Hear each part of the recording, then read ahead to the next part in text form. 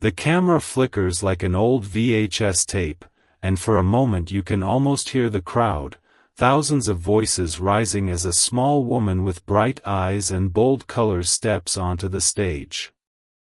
Lisa Left Eye Lopes moves like she's carrying lightning in her pockets.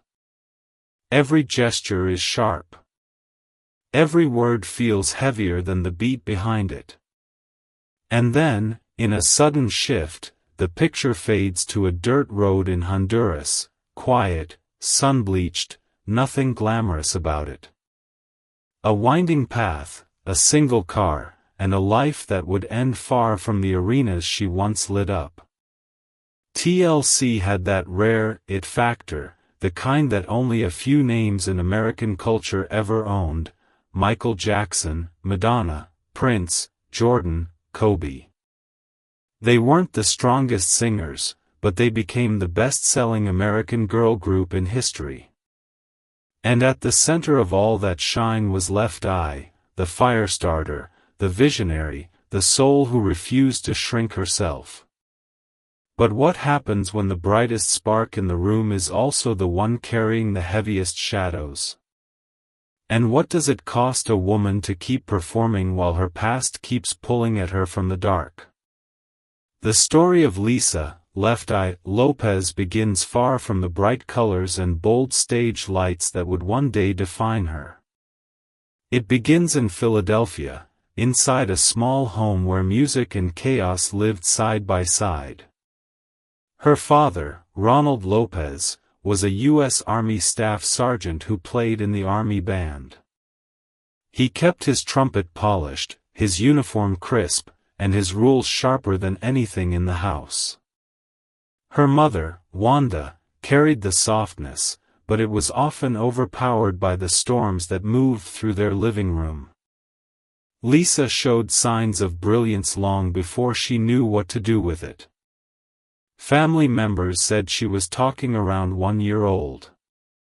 At 5, she taught herself to play the piano, tiny fingers stretching across keys that seemed too big for her hands. Music wasn't just something she liked. It was the one place where she felt unafraid. But the rest of her world was not gentle. Her father drank heavily, and the arguments between her parents filled the house like smoke. In one of the details she later shared, he gave her beer when she was just a child. She didn't understand what addiction was, or what trauma could do to a family. She just knew the house was loud, and that she needed a way out of the noise. Because her father served in the military, the family moved often. Every new city meant new kids, new streets, new rules. Lisa learned early how to pack light, how to adapt fast, and how to protect the people she loved. She was especially protective of her younger siblings, almost like a second mother, watching over them while trying to understand her own place in the world. When they finally settled in North Philly, the neighborhood was rough. You could hear sirens at night, arguments through thin walls, and the steady hum of people trying to survive. But Lisa believed, deep in her chest, even as a child, that she was meant for something bigger. She used to say she would become a star and take care of her family. It wasn't a dream. It was a promise she repeated to herself whenever life felt too heavy. By the age of 13, the tension at home pushed her to move in with her grandmother on her father's side. Life there wasn't perfect either, but it gave her space to breathe. She still ran away at times, running not to escape responsibility, but to escape the emotional weight she carried for everyone else. Each time, she returned, hoping the house would feel different. It never did. At 17, she made the decision that would change her life forever. Her boyfriend told her about someone in Atlanta looking for a female rapper. It wasn't a guarantee. It wasn't even a contract. But it was a direction, and Lisa, hungry for a future that didn't look like her past, took it. She packed what little she had, left Philadelphia, and boarded a bus toward a city she'd never seen. Atlanta in the early 90s was alive, new sounds, new talent, new energy. It was the kind of place where a young artist could walk into a studio and walk out with a dream. Not long after arriving, Lisa met Rico Wade from Organized Noize, a producer who could hear potential the way some people hear rhythm. Through him, she crossed paths with Ian Burke, a young manager, and Crystal Jones, a singer who was forming a girl group.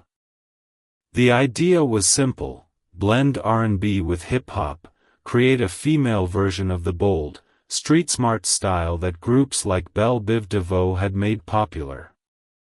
The group was first called Second Nature, with Crystal as the singer, Tionne Watkins, later known as T Boz, as the lead voice, and Lisa as the rapper.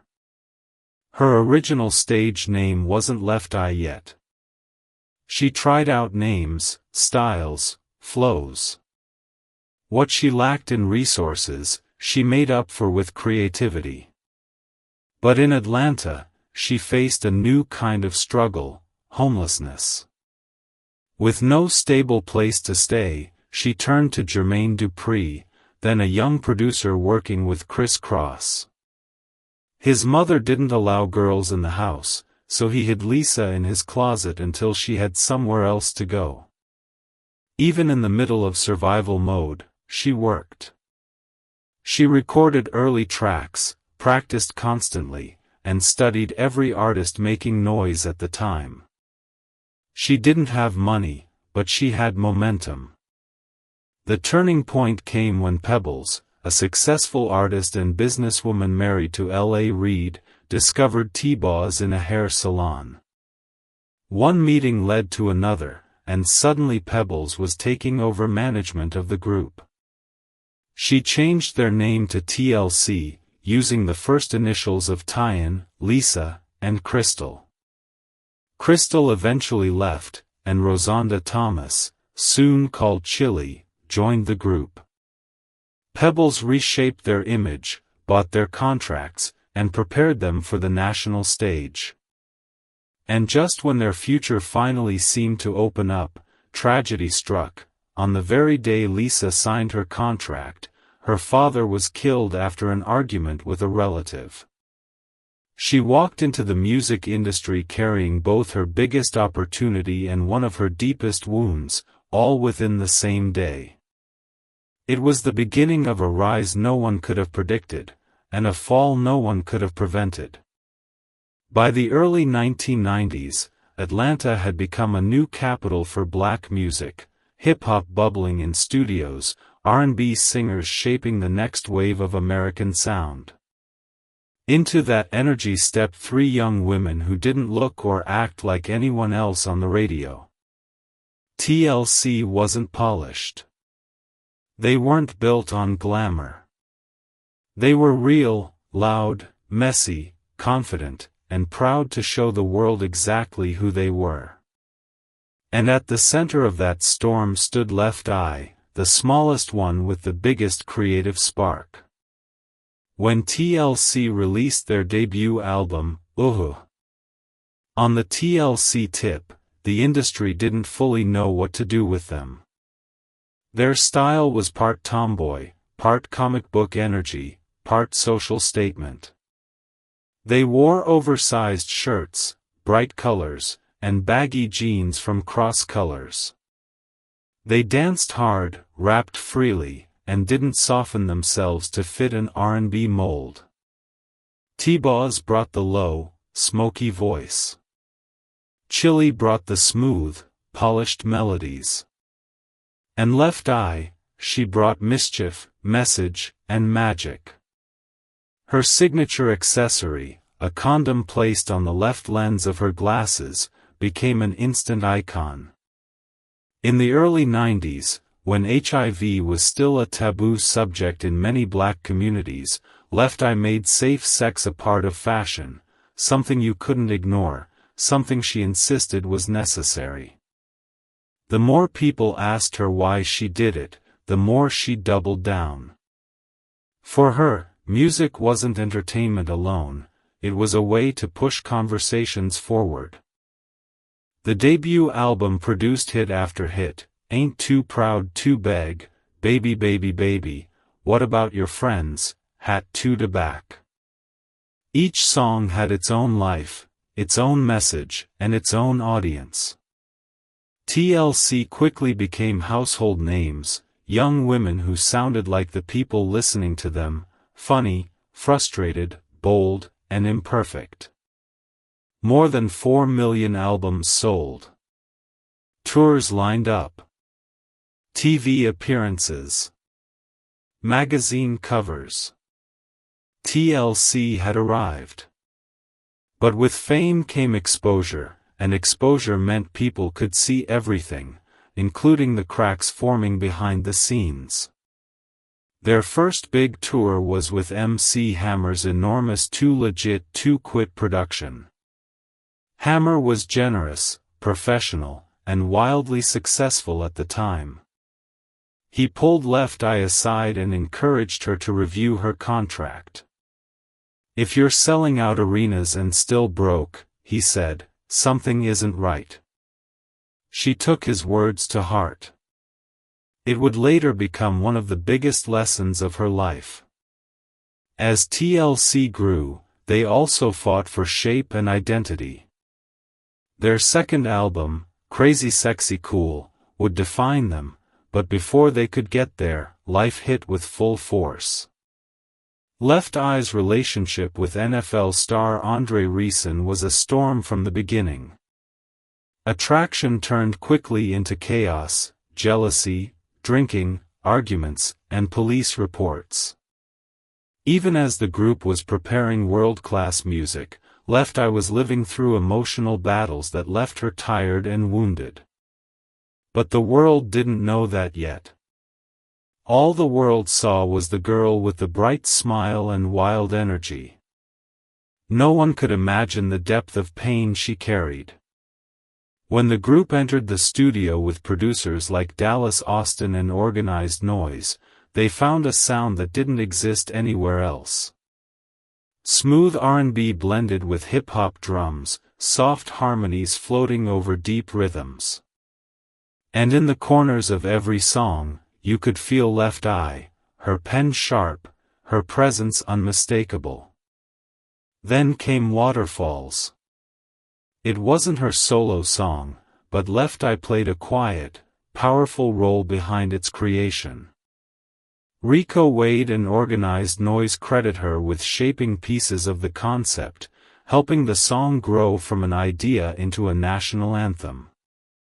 And while she only performed one short rap verse, it became one of the most quoted parts of TLC's entire catalog, honest, vulnerable, and socially aware.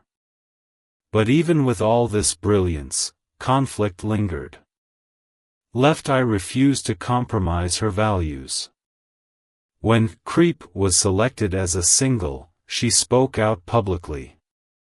The song encouraged a woman to creep back on her unfaithful partner, to cheat because he cheated. Left Eye disagreed with the message deeply. She wanted empowerment, not revenge. "Tell her to leave him," she said, "don't tell her to cheat back." She threatened to wear tape over her mouth in the music video, a protest no one in the label could ignore. Despite her resistance, Creep became TLC's first #1 hit. But the real explosion came when CrazySexyCool dropped in 1994. The album didn't just sell, it shifted American culture.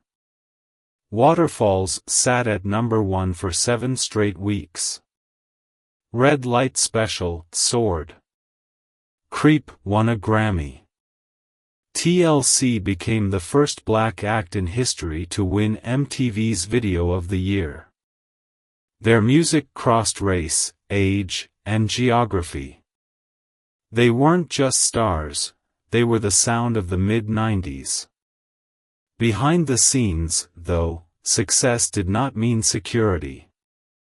The three women who had just sold more than 20 million albums were still struggling financially.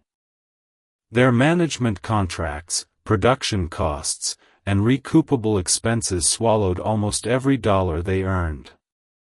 But in the public eye, they were unstoppable: television roles, film appearances, magazine covers, endorsement requests. And through it all, Left Eye stood out. Not because she tried to, simply because she was different.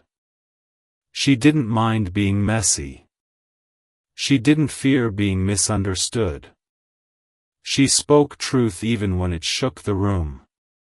Her charisma, her creativity, her wild symbolism, condoms, face paint, spiritual references, made her unforgettable. This was the peak. The moment when the world seemed to open for TLC. But peaks have edges. And the next step, for Left Eye, would lead her into fire, literally. The peak of TLC's success was dazzling: chart-topping singles, Grammy wins, international tours, and a cultural influence so deep that even people who didn't listen to R&B knew their names. But for Lisa Left Eye Lopes, the distance between the stage and her private life was growing wider every day. Success didn't quiet her storms. If anything, it made them harder to hide. The trouble with Andre Rison had been simmering long before the public saw it. The love between them was real, but so were the arguments, the jealousy, and the drinking. Two young stars, both under pressure, both trying to control something in a world that kept spinning too fast. There were police calls, broken nights, and moments where fear replaced affection. Lisa was caught between wanting to stay, wanting to leave, and wanting to save parts of herself she wasn't sure how to protect. On June 8, 1994, everything cracked. After another heated argument, Lisa gathered a pile of Andre's sneakers, symbols of his NFL success, and set them in the bathtub. She lit them. Maybe she thought the fire would stay contained. Maybe she wanted to make a point, not a tragedy. But flames have no patience for human intentions. They spread, climbing walls, filling the house with heat and smoke. By the time firefighters arrived, the mansion was gone. Outside, in the driveway, Lisa picked up a vacuum pipe and smashed the windows of Andre's cars, another gesture of a woman consumed by pain she couldn't name or control. The next day, she turned herself in. She was charged with felony arson, released on bail, and sentenced to 5 years of probation with mandatory treatment at a halfway house. The headlines were merciless. The world turned her into a caricature, a crazy girlfriend, a tabloid story, but very few understood the deeper truth: trauma leaves echoes, and sometimes those echoes erupt. While she was in the halfway house, TLC continued recording CrazySexyCool. Lisa wrote her verses when she could, always trying to balance rehabilitation with creativity. She contributed 2 rap verses and ideas that helped shape Waterfalls, even though she was physically distant from the studio. It was a strange contrast. The album would become one of the most celebrated of the decade, even as its most creative member was battling the hardest chapter of her life. But when success finally hit, diamond certification, sold-out tours, worldwide fame, another problem rose to the surface: money. Or rather, the lack of it. Behind the scenes, TLC's finances were unraveling. Contracts, management fees, production costs, tour expenses, everything added up except the checks in their pockets. Left Eye, who was never afraid to speak truth, broke down the math publicly. After generating tens of millions of dollars, each member received around $50,000. It was a devastating reminder that fame and wealth are not the same thing. Desperate for answers, Lisa gathered a group of friends from the diversion center and marched into L.A. Reid's office demanding explanations. Reid pointed to Clive Davis. So they marched to Clive Davis. In a surreal moment, they walked into his office while he was meeting with Sean "Diddy" Combs. No one was harmed, but the message was clear: TLC wanted what they earned. After a small payout and no real resolution, their lawyer advised them to do the unthinkable: file for bankruptcy. It was a national shock. On the very night they held Grammys in their hands, TLC told the world they were broke. During this period, Lisa's artistic spirit burned hotter. She didn't want to be a passive member of a machine. She wanted creative control, ownership, purpose. She also became sharper in business, buying domain names for her friends like Lil Kim to protect them from cyber squatters, launching her own production company, signing new girl groups like Black in Egypt, and beginning serious work on her solo material. But independence came with friction. When TLC started crafting FanMail, Lisa felt increasingly sidelined. Dallas Austin demanded $4 million to produce the album. The label prioritized radio hits. And Left Eye, always the visionary, felt her ideas were being muted. In interviews, she said she had graduated from the TLC era and couldn't stand behind a project that didn't represent her soul. She called out T Boz, Chilli, and Austin by name, challenging them to a 3-album competition she called The Challenge. She pushed LaFace to award $1.5 million to the winner. Chilli fired back, calling her behavior selfish and heartless. The group had problems before, but this moment made the cracks public. Fans could now see what had been simmering for years: 3 women who loved each other, but didn't always speak the same artistic language. At the same time, Lisa's inner world was shifting. She fell into a spiritual search that led her to the controversial herbalist Dr. Sebi. She traveled to Honduras for cleansing retreats, trying to quiet the chaos inside her. She claimed a spirit was following her, one that meant harm. And then, during her stay, tragedy struck. The car she was in hit and killed a young boy. His last name was Lopez. Lisa believed the spirit meant to take her, but took him instead.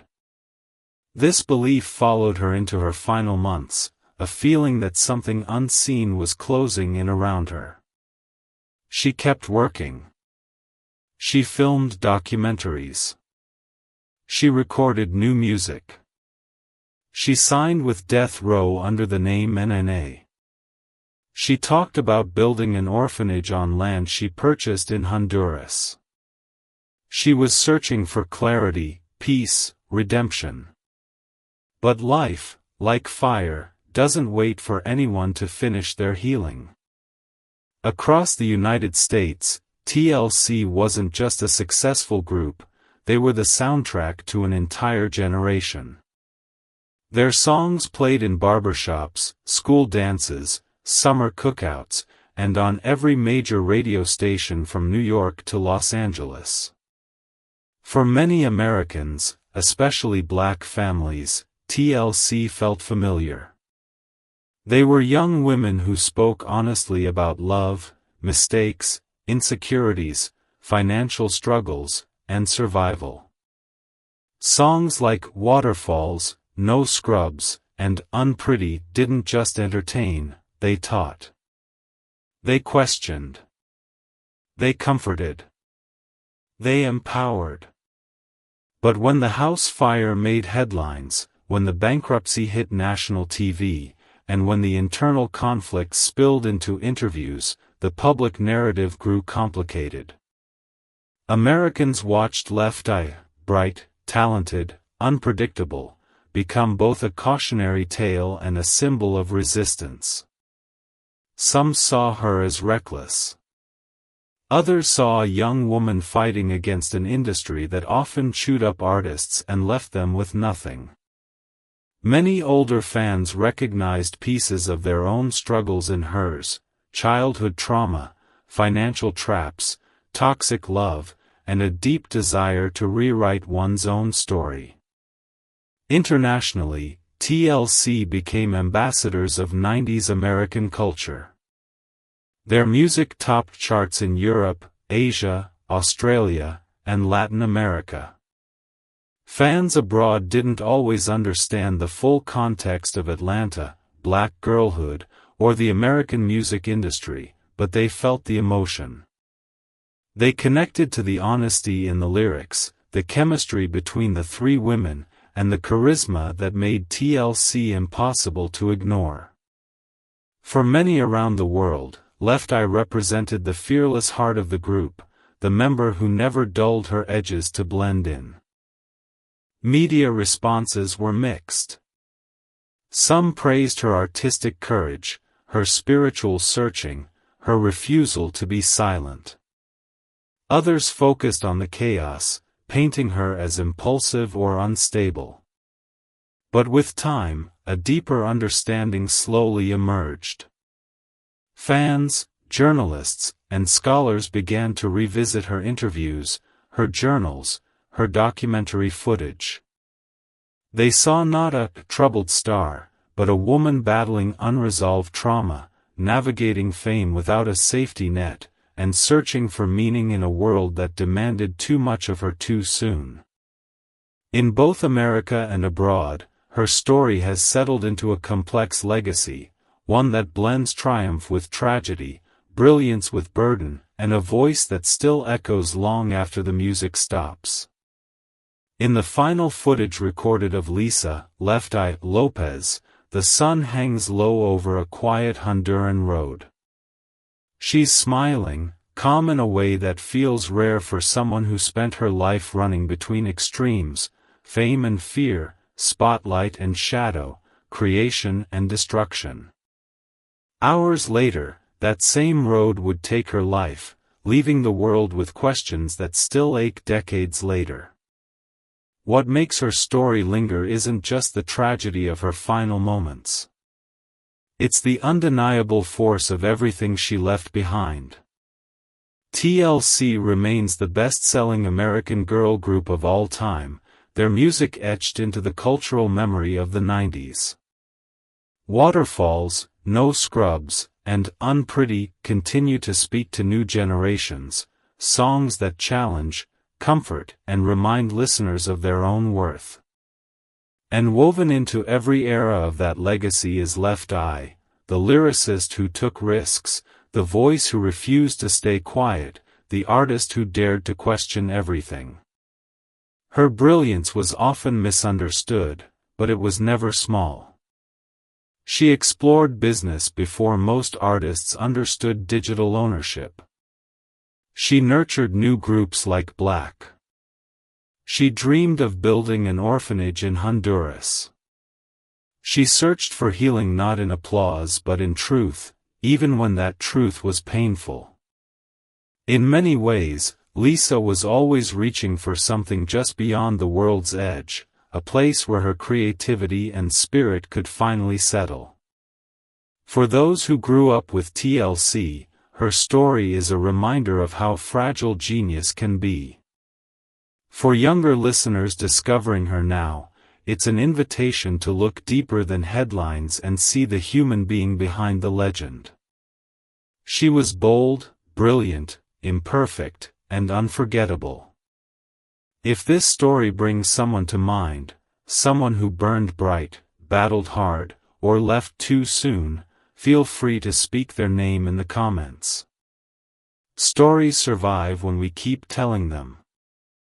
And if you'd like to stay with us as we explore more lives that shaped music, culture, and the world we live in, you're welcome here. There is always more to learn, more to honor, more to remember. Until next time, keep Lisa's light alive.